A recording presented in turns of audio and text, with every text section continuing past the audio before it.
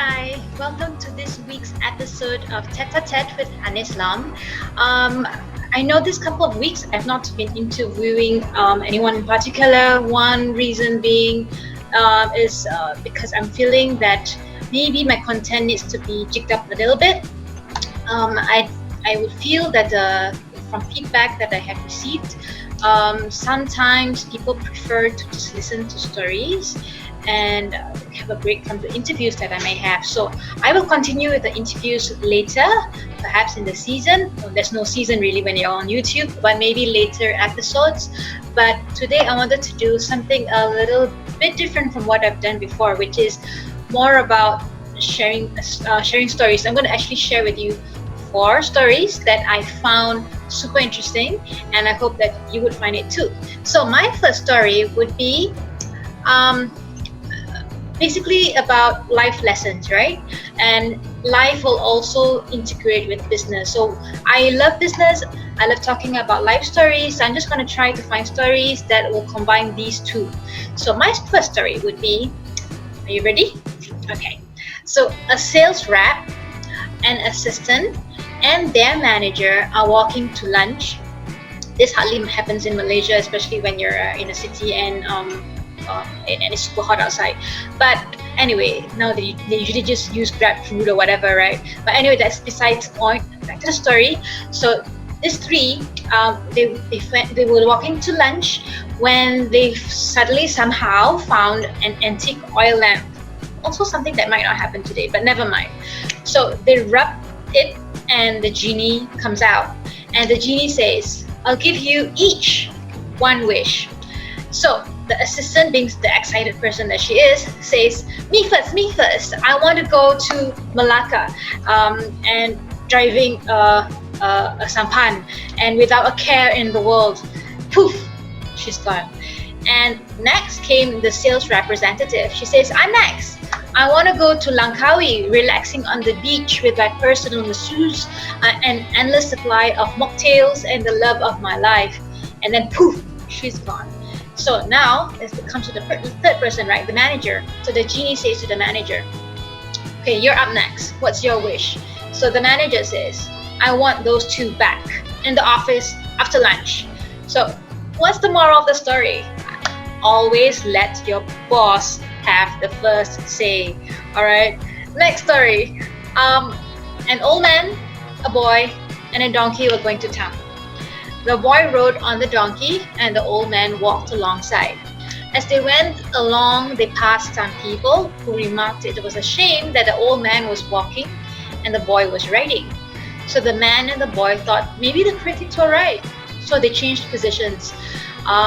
So the man was on the donkey and the boy was walking.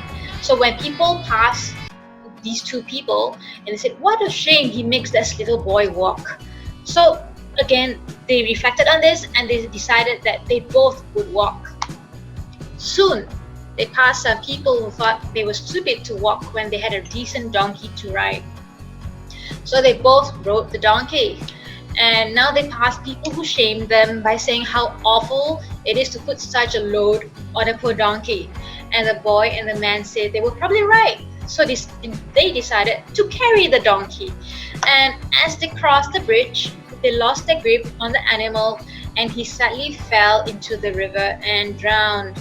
So what could be the lesson here? Think. Got it?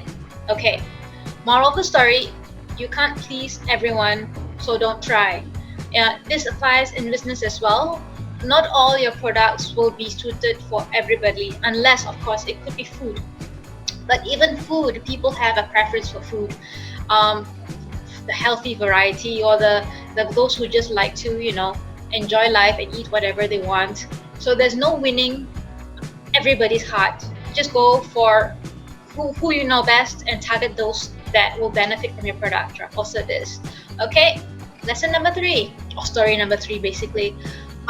Okay, a frog asked 2 geese to take him south with them where they were flying to.